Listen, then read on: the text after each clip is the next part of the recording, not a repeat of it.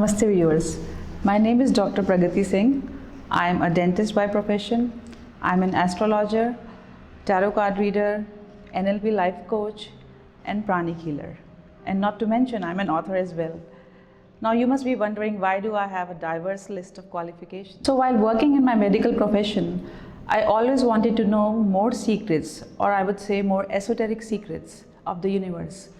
I gave almost 10 years of my life in researching these Vedic secrets because my information is mostly derived from the Vedas or the Vedic texts which were written 5 to 10,000 years ago. They are the oldest piece of information which really give us insight into the universe and the functioning of the universe. I invested all this time researching the fundamentals of science as well as the idea of spirituality. With all my hard work, I correlated all these facts together and I finally made a creation that is my book, Answer from the Divine. The book provides deep insights into the esoteric secrets as well as scientific idea behind it. But as we all know, everybody is not a reader. So I came with an idea of presenting all the information through video. We all want visual information, sounds and different things. So everybody cannot dig deep into the reading field. So I plan to create videos to give you more insights about the secrets of universe. Spirituality is also known as Adhyatma in Hindi or Sanskrit. Adhyatma means Adi, which is supreme power, and Atma means soul or the Atman. So Adhyatma is getting close to the soul.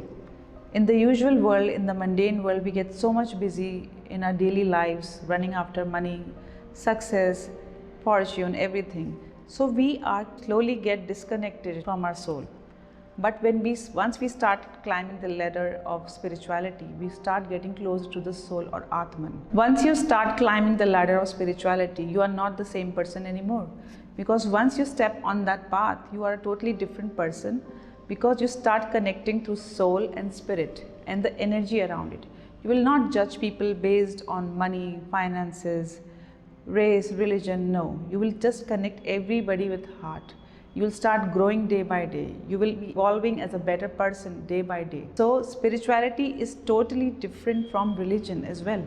But we will discuss about religion later on in the other videos. Spirituality is also believed to be non-scientific. It is also referred as mythology, which is considered as beliefs or faith which were taken from the old generations or civilizations. But it is a fact that they are running right now in generations from thousands of years because people believe that they are right. They believe in their rituals. They believe that God is there. And they start following those rituals from their parents and other generations. But science does not consider them as validated, or they feel that it is like superstition or something. But here we will not learn about superstition. We will learn about the scientific information as well as the spiritual information. We will relate them, we will analyze the facts, and then we will learn more in future. Now let's study about science. What is science? Science is the backbone of human race. Everything which we see around is studied under science. All the human body researches, everything in physics, the chemical formulas, everything is studied in science. Science is widely studied across all the institutions and colleges and schools across the world. It is widely accepted also everywhere around.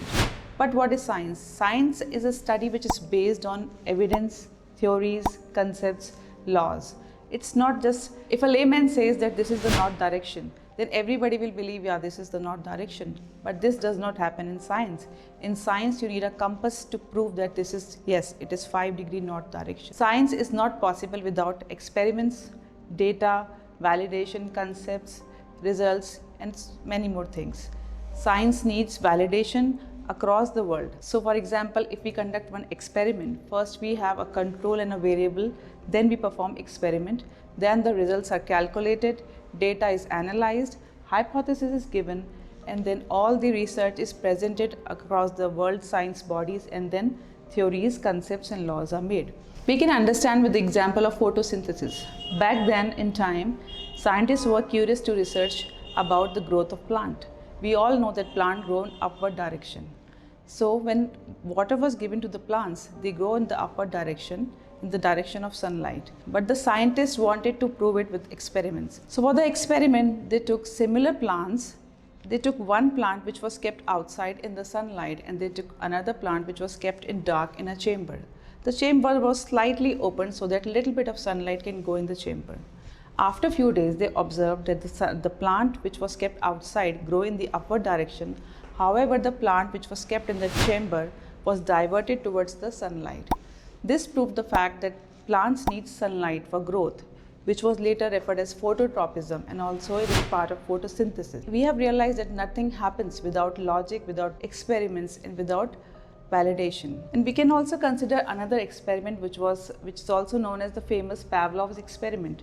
It is widely accepted in psychology. It is also known as classical conditioning theory. Pavlov was a physiologist who did experiment with his dog. We all know that we have some external stimuli and which causes some kind of reaction in the body. In the same way, his dog used to salivate when he gave him food, and that's a pretty normal experience we all see all the time. But he took a neutral stimuli to analyze the results. So he rang the bell, but the dog was not salivating. He gave the food, dog was salivating. He rang the bell, dog was not salivating. So what he did, he gave both the stimulus together, the neutral as well as the experimental. What he did, he gave the food to the dog and then rang the bell. Again, he gave the food to the dog and rang the bell. After some time, dog started salivating even with the sound of bell. So he was able to prove the fact that we can change a brain or the mind system by constant practice or conditioning of the psychology. So this is also an example of how science accepts theories and laws. They don't accept it just like that. Everything needs to be written, documented, experimented with data, and has to be validated with the governing bodies. So now we have realized that science is based on logic and practicality. According to the Britain Science Council, science is the pursuit of knowledge and understanding of the natural and the social world, following a systematic methodology based on evidence. Science requires evidence for everything. Nothing is believed as such. If we compared modern science to the past mythologies, they had just faith and belief to accept all the rituals, and all the belief system was made just by heart. But science doesn't work like that. Science needs evidence and logic. However, science has some limits. Science is not unlimited because the human modern age has a certain era of time since it has evolved. Before that, we have no evidence because humanity was not there, or the data was not recorded like it is recorded now in the computer system. So science has a limited kind of information, but through the research and correlation of the facts, we create theories.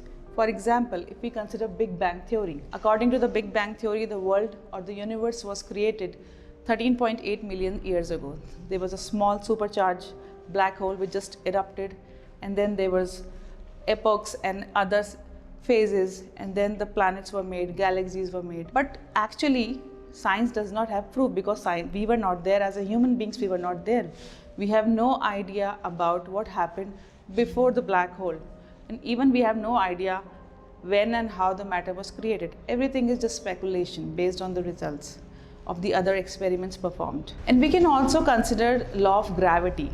We all know that Newton has given law of gravity. According to Newton's law of gravity, we all know that all the major particles are attracted towards each other through forces. And the major force is gravity. It is directly proportional to the masses of the body and inversely proportional to the distance between them. We all know that Mother Earth has gravity. Whatever we throw or whatever is there goes back to the earth because of the force, the gravity. We know gravity is there, but we don't know how gravity is here. Who has created gravity in the first place? How did it come? Okay, the particles have force, the planets have force, but who created this force? We have no answer because science does not believe in God. There is no existence or I would say evidence of presence of God according to science. We have not seen God in any form. We have not seen that God is there in the mountains or above the sky. Nothing has been seen. How God looks like human or alien, nobody knows. So science does not accept the concept of presence of God. If you are interested in more spiritual and scientific knowledge, please like and subscribe to my channel. Thank you.